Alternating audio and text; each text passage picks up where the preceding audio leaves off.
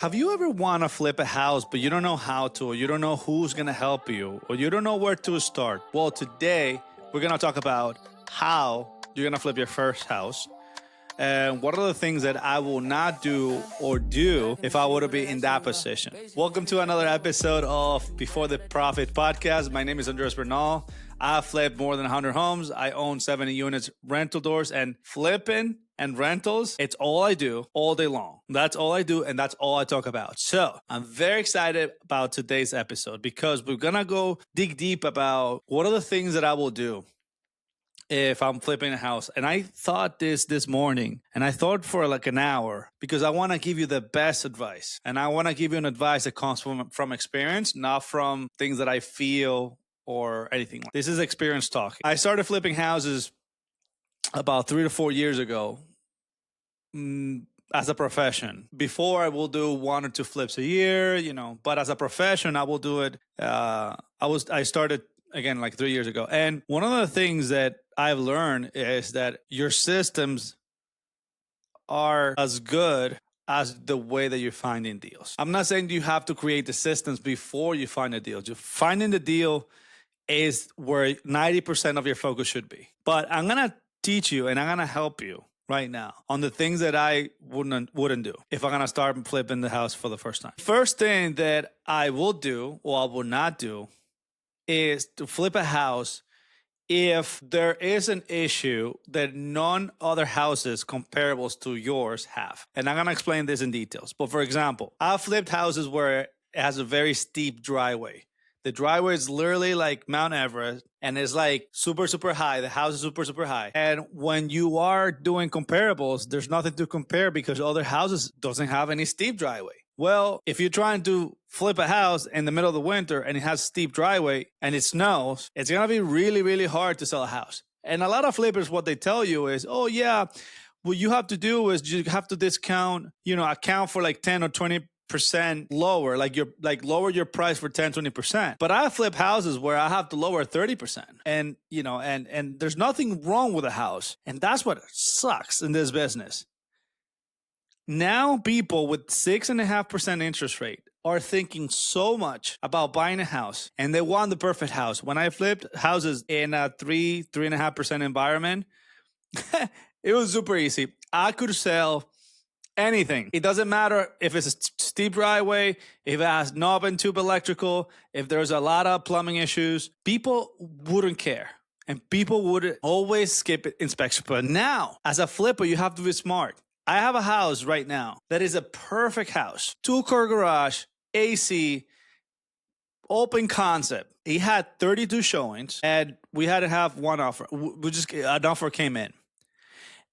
And the problem is 2 bedrooms are a good size, and one of them, it's not a great size. It's small. It's narrow. And people are counting that they're going to put the third kid on a narrow bedroom. People wouldn't put an offer on the house. So now you have to think, how I'm going to sell this house. You can do 2 things. You can either expand the bedroom or you can lower your price.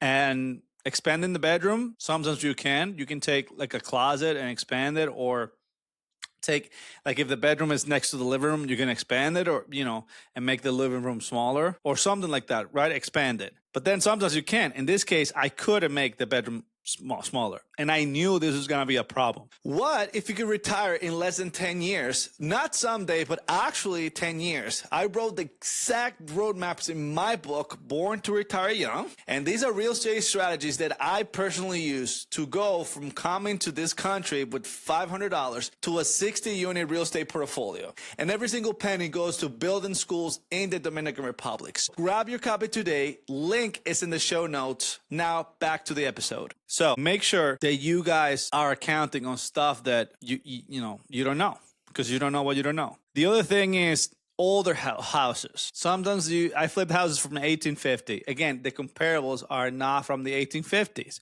And even though my 1850 house looks the same or even better than the 1950 house, it's an older house. And the perception of people that are going to buy, it's different. Trust me on this one. So again, my first tip, this is about not having enough comps to support what the value is. And I will be very cautious about that. If you don't have enough comps in your market, let's say that you are trying to buy a house and it's very rural areas are harder to sell, in my opinions. When I say rural, it's like you have a house here for sale. And then the next house is like a mile away. That is super rural. When you don't have enough comps, let's say on a 1 mile radius, 1 mile or 2 miles, exact comps, like, you're trying to buy a 3-bedroom, you're trying to find other comparables, 3 bedrooms. If you don't have that, I will be very cautious because, again, number one, you don't know what the value is. Number two, when you're going to sell, all the realtors are going to look at the MLS, the systems, right? And they're going to see that there's no values to support that. And number three, you have the appraiser. So let's say that you buy the house, you renovate it, you're selling it, you got an offer accepted, and then comes the appraiser, and the appraiser cannot find enough comps, and then they give you lower value. So I said to myself that if there's not enough comps means that I need at least 2 to 3 minimum comparables for me to buy a house. And it doesn't have to be the same style, but it has to be 3 bedrooms, let's say, right? Sort of like same bedrooms, same bathrooms, and same square footage. If not, with like 100 or 200, square footage difference. I would not, trust me on this one, you don't want to lose money, so take that advice. My second tip is something that I learned along the way doing renovations. And these are the rules that I have. And this is something that I learned from my partner, Jose. And I name it the things that you must do, the things that you should do, and the thing that you can do. And I want you to write that down. Must do are mechanicals that they're going to fail inspections. If your roof has a hole, don't think about kitchen cabinets. You got to fix that roof. If not, replace the roof. If the mechanical is working, let's say that it's old, but it's working, then it's fine. But if it needs to be fixed because you are renovating that unit, let's say that you're renovating that unit in the winter, you need heat to paint, for paint to dry, for a lot of stuff. So take care of the things that you must do. What is a must are the things that if I don't do them, it will not pass inspection or it will fail inspection. So I will either replace or repair those things. Because trust me, those are the big ticket items that are going to scare buyers. The second is the should do. What are the things that you should do depending on what your comps are? So for example, this is a perfect example. Should you do granite countertops, quartz, or laminate? What kind of finishes your comparables are telling you to do? So one of the things that I do, let me see if I have it here. So I don't know if you guys can see, but one of the things that I do is I have a comparables sheet. If you guys are on YouTube, you can see it. And basically, I put where my house is, and then I put all the comparables, and I take notes of all the houses. I want to know what my competition is. I want to know what they're doing. And I can tell you that I have predicted my price point at a 98%. Why? Because this is where I spend the most amount of time. I spend the most amount of time analyzing, do they have shaker cabinets? Do they have a big yard? Is it landscaping matter? Does the kind of paint matters? Is it open concept matters? So those are the things that, let's say, that you should do. So if let's say you have 5 comparables and all of them have granite or quartz countertop, for the love of God, please do not put laminate cheap. The other thing is, if you go to the other extreme, is if everybody has granite and the granite is just a simple granite or a simple quartz like the Vedi type, don't try to put super expensive blue vein from Italy, because the truth is you're not gonna get the value, especially on a $400,000 to $500,000 house. So don't go to any other extreme. And the third thing, should we talk about the must, the should, and the can? Okay, let's say that the budget allows. This is a phrase that I always tell myself. If my budget allows, I'm gonna put Trex decking on my decks, or I'm gonna do something really nice because I have the budget and because that might increase the value. Or if I do this extra thing that it costs me $1,000, that might bring $5,000-$10,000 in perception value. Like I might get an offer over asking. As long as things are simple and my budget allows, I will definitely do it. So must, should, and can are the 3 rules, and these are the rules that I apply on the time that I do my renovations. Give me a second, guys. Let me get some coffee. This coffee is so good. I drink Dominican coffee, and I bring it from DR, and I put some milk and like a little bit of sugar. This is heaven. My Dunkin' Donuts people must be upset at me. Anyways, the third tip that I will tell you is permits. And I'm going to go, I don't think people talk about permits. Permits will always delay your job. No, at least in Connecticut, there's only a few towns that you call and they can inspect the same week. So the problem with the permits and the delays is not the actual quality of the job of the contractor, because if you have a good contractor, you shouldn't be worried about that. The problem comes when two problems happens. One, they add more stuff, like they're walking through the house, they come to see the boiler, but then they see that the stairs is not up to code, the insulation, and then now it's a mess. And then the other thing is that they don't give you a time frame right away. They say, hey, yes, in 2 weeks, we're going to go. In 2 weeks can cost you on holding costs, probably $2-3 grand, depending on the project that you have. So imagine that you delay the project by an extra month or two. That's $5,000 to $10,000. So if you're trying to make 40 or 45K, forget it. Like your holding cost is gonna eat you, and it gets worse when you're doing $1,000,000 houses. So one of the things that you can do is plan ahead. So let's say that you need electrical permit. If I were you, and this is something that I do, I tell my contractors, hey, when do you think you're gonna be done? Next week. Okay, I'm gonna call for permits on Monday, and they say okay, or let me call. So I give them a time frame that is realistic. I give them more time.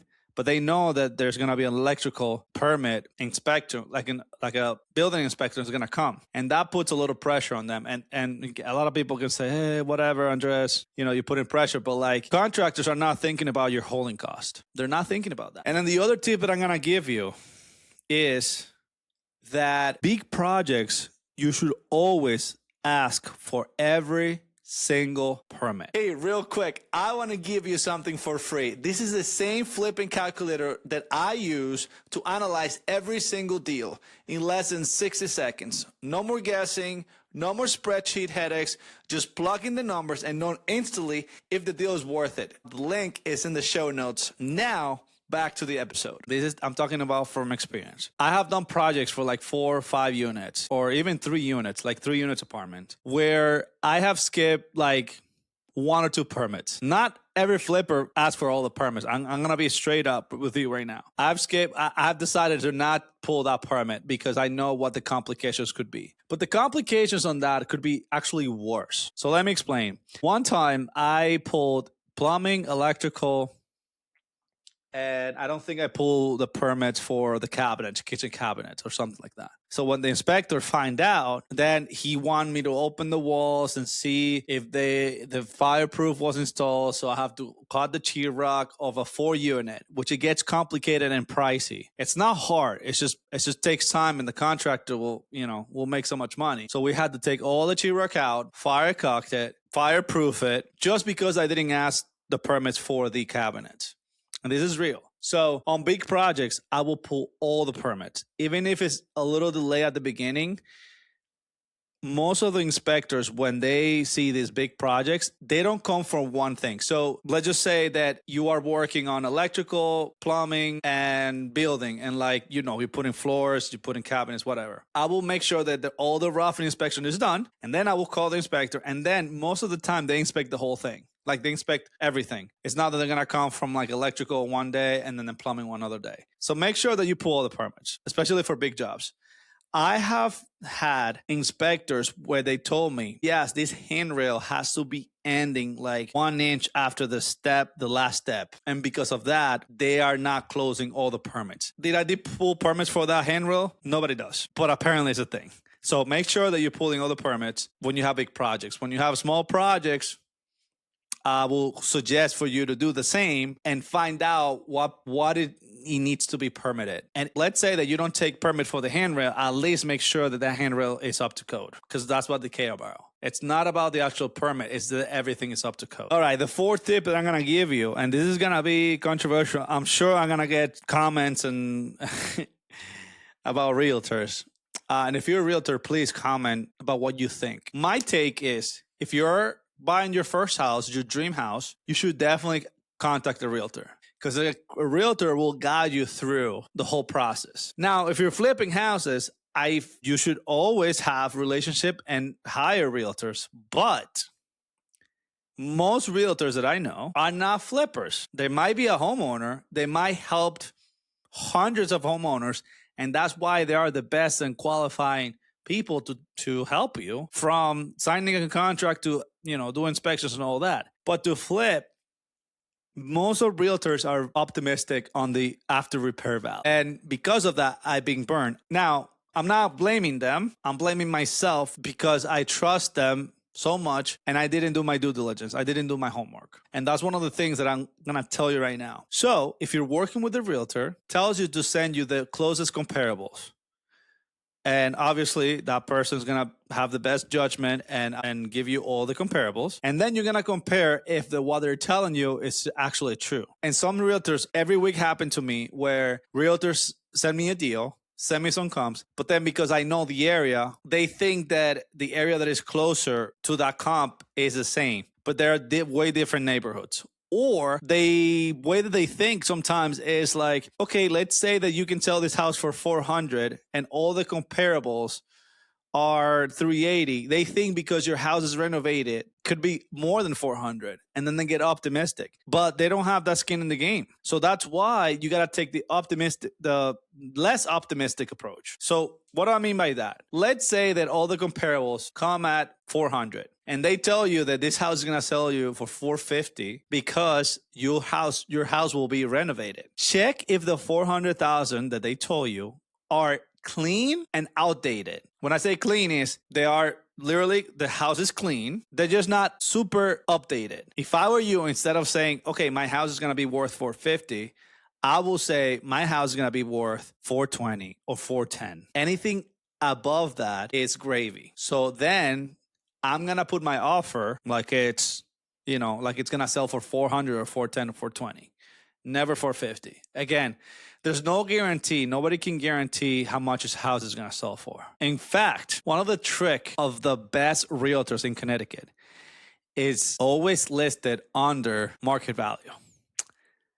I know, and I work with the best realtors in Connecticut, and I work with other realtors that want to work with me. But I have, the pleasure to meet with these realtors, and I've seen their listings, and I know that what they're trying to do is they're trying to get into a bidding war. They're trying to list it below because if it doesn't sell, to the price point that the people want to, then that they might lose that listing. So I've seen people like the house is worth 600,000 and they listed like 580, 570. And because they're so sure about their approach and they're so confident that they can get around that price, they tell the homeowner, and the homeowner trusts that person because a good realtor knows how to communicate and is not afraid to communicate with the homeowner. And then they sell it. And sometimes they sell it above 600. And that's when you see, over asking, 50,000, 100,000 over asking. If people are paying market value, the house will not go for 100,000 more because it won't appraise otherwise. People are not that dumb, especially in this environment of high interest rate. So again, all these tips comes from a place of experience. And every flipper and every investor has a different approach. I'm not telling you what to do. I'm just telling you this. Take this as a grain of salt. Take this from a person that have flipped more than 100 homes in this really tough market. It's not the same flipping a house from 10 years ago than now. Very different. And take this approach as let me try to apply one or two things out of this podcast, because everything that I'm telling you is to be tactical. It's not just to get the information and not do anything about it. So if you love this podcast or if you like this podcast, please let me know. Instagram, Facebook, YouTube, whatever you see in me. And I appreciate you so much. Thank you for your time. And I'll see you the next time. Peace.